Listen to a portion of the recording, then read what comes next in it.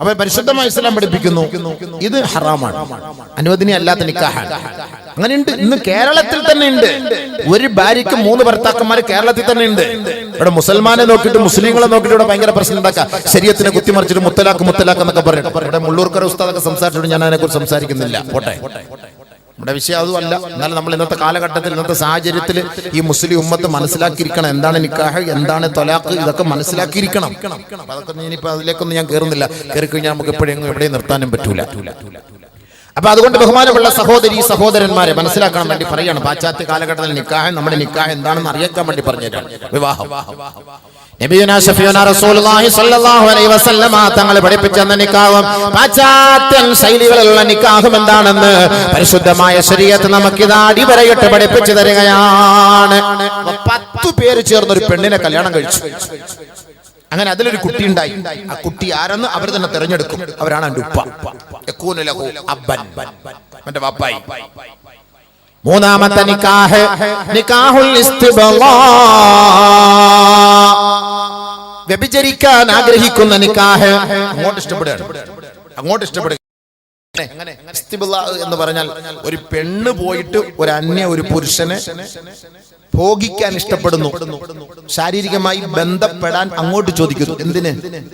ഇദാ തഹറത്തിൽ മർഅതു മിൻ ഹൈളിഹാ യഖൂലു റജുലു ഇദ്ഹബി ഇലാ ഫുലാനിൽ അശറ ഇലാ റഈസിൽ അശറ വസ്തബ്ളഇ ഐ ഉത്ലുബി മിൻഹു അൽ ജിമാ. എന്താ സിസ്റ്റല്ലേ പരിശുദ്ധമായ ശരീഅത്തിന് നിക്കാഹ് വിവാഹം എന്താ? ഇതെന്ത് കൊല? ഇദാ തഹറത്തിൽ മർഅതു മിൻ ഹൈളിഹാ, ഒരു പെണ്ണ് തന്റെ മെൻസസ് പീരീഡ് കഴിഞ്ഞ് തന്റെ ഭർത്താവ് അവളോട് പറയുകയാണ്, എടീ പെണ്ണേ, ഇസ്തബ്ളഇ ഇലാ റഈസിൽ അശറ, നമ്മുടെ നാടിന്റെ നേതാവിന്റെ അരികിലേക്ക് നീ പോകണേ പെണ്ണേ. അവനോട് നീ പറയണം, ഇസ്തബ്ളഇ ഐ ഉത്ലുബ് മിൻഹു അൽ ജിമാ, ഉത്ലുബി മിൻഹു അൽ ജിമാ.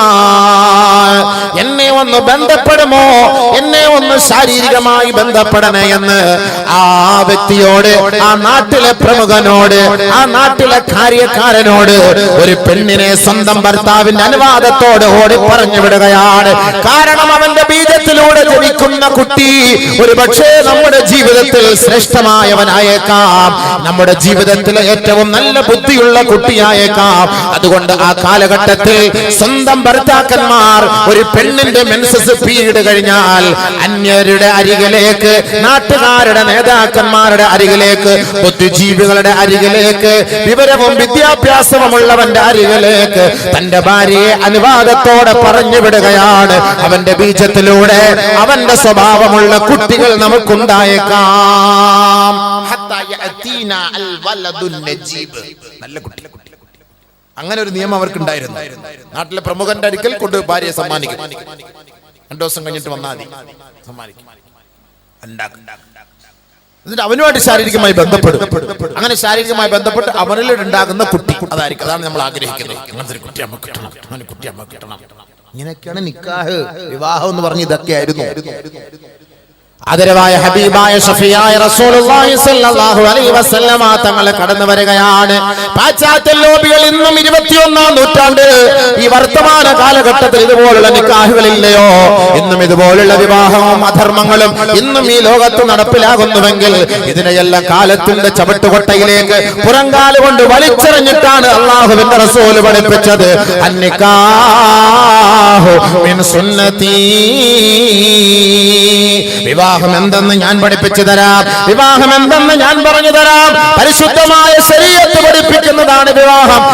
യുവാക്കളെ, പുരുഷന്മാരെ, തഖയ്യറൂ ലിനുതഫികും, തഖയ്യറൂ ലിനുതഫികും. നിങ്ങളുടെ ബീജഗണങ്ങൾ ഉണ്ടല്ലോ, നിങ്ങളുടെ ശരീരത്തിലൂടെ അല്ലാഹു സുബ്ഹാനഹു വ തആല മുതുകല്ലിന്റെ ഉള്ളിൽ ഒളിപ്പിച്ചു വെച്ചിരിക്കുന്ന ആ ബീജങ്ങൾ ഉണ്ടല്ലോ, ആ ബീജഗണങ്ങളെ നിങ്ങൾ നിക്ഷേപിക്കാനുള്ള സുഗമമായ ശുദ്ധമായ സ്ഥലം കണ്ടെത്തണേ. അത് ഹറാമായ അല്ലാഹു നിഷിദ്ധമാക്കിയ വഴികളിലൂടെ നിന്റെ ബീജത്തിന്റെ തുള്ളി തുള്ളിയെ നീ സമർപ്പിക്കരുത്, അത് സൂക്ഷിക്കപ്പെടരുത്. അതിലൂടെ ഒരു ഹറാം കുട്ടിക്ക് നീ ജന്മം നൽകരുത്. അല്ലാഹുവിന്റെ റസൂൽ പഠിപ്പിക്കുകയാ, ഫൈനൻ നിസാ യലിദ്ന അശ്ബാഹ ഇഖ്വാനിഹിന്ന വഅഖവാതിഹിന്ന. ഏതൊരു സ്ത്രീ പ്രസവിക്കട്ടെ, അവൾ പ്രസവിക്കുമ്പോൾ ഓർക്കണേ, ആ ഭർത്താവിന്റെ കുടുംബക്കാരനുമായിട്ട്, ആ ഭർത്താവിന്റെ സുഹൃത്തുക്കൾ, ഭർത്താവിന്റെ സഹോദരങ്ങളോ സഹോദരികളുമായി തീർച്ചയായും ആ കുട്ടികൾക്ക് സാദൃശ്യമുണ്ടായേക്കാം. അതുകൊണ്ട് തമ്മാടികളോ അഹങ്കാരികളോ ആയ ഒരു പെണ്ണിന്റെ ഗർഭപാത്രത്തിലേക്ക് നിന്റെ ബീജം സമർപ്പിക്കരുത്. നബിയുനാ റസൂലുള്ളാഹി. നിക്കാഹ്, വിവാഹം എന്ന് പറഞ്ഞാൽ ഇതാണ്. എങ്ങനെയെങ്കിലുമൊക്കെ എവിടെയെങ്കിലും കൊണ്ടുപോയിട്ട് സൂക്ഷിക്കാൻ പറ്റിയ സാധനമൊന്നും അല്ലാതെ അത് നല്ല സ്ഥലത്ത് തന്നെ സൂക്ഷിക്കണം. അതിന് വിധങ്ങൾ തന്നെ പറഞ്ഞിരുന്നു.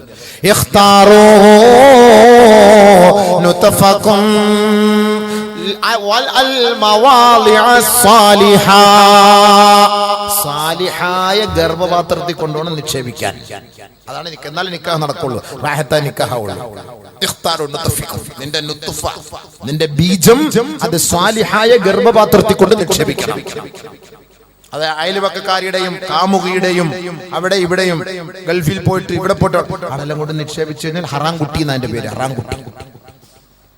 അതാണ് മനസ്സിലാക്കേണ്ടത്. നബി സല്ലല്ലാഹു അലൈഹി വസല്ലം തങ്ങൾ പറഞ്ഞ വാക്കാണ്, വലാ തലഊഹാ ഫീ ഗൈരിൽ അകിഫാ. കുഫുവല്ലാത്ത, നിനക്ക് യോജിക്കാത്ത ഒരു പെണ്ണിന്റെ ഗർഭപാത്രത്തിൽ നിന്റെ ബീജം കൊണ്ടുപോയി സമർപ്പിക്കരുത്. ലോകത്തിന്റെ മുത്ത് മുഹമ്മദ് മുസ്തഫ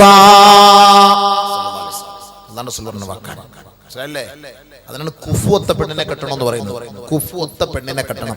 നമുക്ക് പറ്റിയ, യോജിച്ച, നമ്മുടെ കുടുംബത്തിന് പറ്റിയ, നമ്മുടെ വാപ്പാക്കും ഉമ്മാക്ക് നമുക്ക് ഖിദ്മത്ത് ചെയ്യുന്ന സ്വാലിഹത്തായ പെണ്ണിനെ കണ്ടെത്തി കല്യാണം കഴിക്കണം. അതിനാണ് അനുഷ്ഠാനം. അല്ല ചുണ്ടി ചുമന്നത്, കണ്ണൂരുണ്ടത്, കവിള് തുടുത്തത്, നെഞ്ച് പിരിഞ്ഞത്, ഇതിനെ ഒന്നും അങ്ങനെ നോക്കിയിട്ട് കാര്യമൊന്നുമില്ല. നമ്മുടെ കുടുംബത്തിൽ പുരയിൽ നമുക്ക് നിൽക്കപ്പറ്റി നമ്മളെ സൂക്ഷിക്കുന്ന, ഭർത്താവിനെ സൂക്ഷിക്കുന്ന, ഭർത്താവ് ദുബായിക്ക് പോകുമ്പോൾ തന്റെ ശരീരത്തെ സൂക്ഷിക്കുന്ന, എല്ലാ നിലയ്ക്കുള്ള സുന്ദരിയായ, സുമുഖിയായ, സുശീലയായ പെണ്ണ് അവളെ തെരഞ്ഞെടുക്കണം. അവളുടെ ഗർഭപാത്രത്തിനാണ് വില, അതിനാണ് വില. ബാക്കിയുള്ള ഒരുപാട് പേര് ഗർഭപാത്രം കച്ചവടം ചെയ്യാനുണ്ട്, ഇഷ്ടംപോലെ കച്ചവടം ചെയ്ത് തരും. വേണമെങ്കിൽ അങ്ങോട്ട് പോയാൽ നിങ്ങളുടെ ബീജം അവളെ ഗർഭപാത്രത്തിൽ സൂക്ഷിച്ചു തരും 10 മാസം, എന്നിട്ട് കൊണ്ടുവന്ന് തരും. എന്റെ കുട്ടിയാണ്, എന്റെ കുട്ടിയാണ്, അതേ ഉള്ളൂ. പാലെടുക്കൂല, നമ്മളവിടെ കൊണ്ടുപോയി പാലെടുക്കും. സാലിഹല്ലാത്ത ഗർഭപാത്രത്തിൽ ജനിച്ച കുട്ടിയാകുമ്പോൾ നമ്മുടെ കൈ കൊണ്ട് തരും. നിനക്കൊരു കുട്ടിയെ കിട്ടി, അത് ഞാൻ വാടകയ്ക്ക് വേണ്ടി ഞാൻ വിറ്റതാണ്, ഇതുകൊണ്ട് നമ്മുടെ കയ്യിൽ കൊണ്ട് തരും. നമ്മൾ ഇതെടുത്തിട്ട് എന്ത് ചെയ്യും? പാലെടുക്കണ്ടേ? നമ്മുടെ ബ്രസ്റ്റിൽ എടുത്ത് വെക്കാൻ പറ്റുമോ? നമ്മുടെ ബ്രസ്റ്റ് കുടിക്കാൻ ആ കുട്ടിക്ക് എന്താ അത് ഉള്ളിൽ നിന്നൊക്കെ വലിച്ചെടുക്കണമെങ്കിൽ പ്ലെയർ എല്ലാം കൊണ്ടുവരണം. അതിനകത്ത് കുടിച്ച് പാലെടുക്കാൻ കുട്ടി കുടിക്കോ?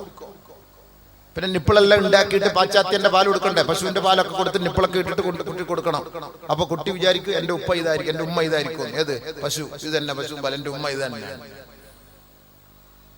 നല്ല ഗർഭപാത്രം തെരഞ്ഞെടുത്ത് ചെറുപ്പക്കാരാ. നീക്ക് സൗന്ദര്യം മാത്രം കണ്ടിട്ട് ഒരു പെണ്ണിനെ തെരഞ്ഞെടുത്താൽ ചിലപ്പോൾ നല്ല ഗർഭപാത്രം ആയിക്കൊള്ളണമെന്നില്ല. സൂക്ഷിച്ചോ. നബിയുനാ റസൂലുള്ളാഹി സ്വല്ലല്ലാഹു അലൈഹി വസല്ലമ തങ്ങളെ ചെറുപ്പക്കാർക്ക് നൽകുന്ന ഉപദേശം, ചെറുപ്പക്കാരാ, നിങ്ങൾ വിവാഹം കഴിക്കുമ്പോ കുപ്പയിലെ റോസാ പുഷ്പത്തെ സൂക്ഷിക്കണേ. ഖീല യാ റസൂലല്ലാഹ് വമാ ഖിളറാഉ ദിമൻ യാ റസൂലല്ലാഹ്. എന്താണ് കുപ്പയിലെ റോസാ പുഷ്പം എന്ന് അല്ലാഹുവിന്റെ റസൂൽ ബഹുമാനപ്പെട്ട സ്വഹാബാക്കൾ ചോദിച്ചപ്പോ അല്ലാഹുവിന്റെ റസൂൽ പറയാണ്, അൽ മർഅത്തുൽ ഹസന ഫിൽ മൻബിതി സൂ. കാണാൻ അഴകുള്ള, മൊഞ്ചുള്ള, സുന്ദരിയായ, തൊലി വെളുത്ത, ചുണ്ട് ചുവന്ന, കവിൾത്തടം വീർത്ത സുന്ദരിയായ പെണ്ണാണ്. പക്ഷേ മോശമായ ചുറ്റുപാടുള്ള സംസ്കാര ശൂന്യയായി വളർന്നു വന്ന മോശം ഗർഭപാത്രത്തിന്റെ ഉടമയായ ആ പെണ്ണാണ് എന്റെ ചെറുപ്പക്കാരാ. അവളെ നിന്റെ വൈവാഹിക ജീവിതത്തിലെ സഖിയാക്കി, ഇണയാക്കി തെരഞ്ഞെടുക്കരുതേ. അതിലൂടെ ഉണ്ടാകുന്ന കുട്ടികൾ നിനക്ക് ദോഷമുള്ള കുട്ടികളായേക്കാം. നിക്കാഹ് വിവാഹത്തിൽ എങ്ങനെ ആയിരിക്കണം അല്ലാഹു റസൂൽ പഠിപ്പിച്ചത്.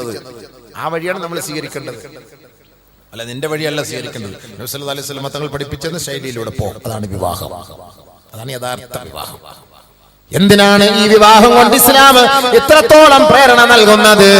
ആദരവായ ഹബീബായ റസൂലുള്ളാഹി സ്വല്ലല്ലാഹു അലൈഹി വസല്ലമ തങ്ങളുമായുള്ള ബന്ധമാണ് വൈവാഹിക ജീവിതത്തിനുള്ളത്. വിവാഹവും അള്ളാഹുവിന്റെ റസൂലുമായിട്ടുള്ള ബന്ധം, അള്ളാഹുവുമായി ബന്ധം. എന്തിനാണ് വിവാഹം? ഒന്ന് അൽ വലദു, കുട്ടികളെ അള്ളാഹു നമുക്ക് നൽകാൻ ഒരു മാധ്യമം എന്ന് പറയുന്നത് നമ്മുടെ തരുണിയാണ്, നമ്മുടെ ഭാര്യയാണ്.